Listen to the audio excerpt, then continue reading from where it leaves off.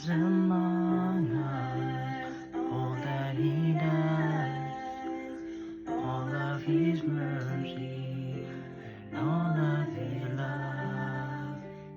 Pen of a writer could write every day, even His words could never contain how I've been blessed.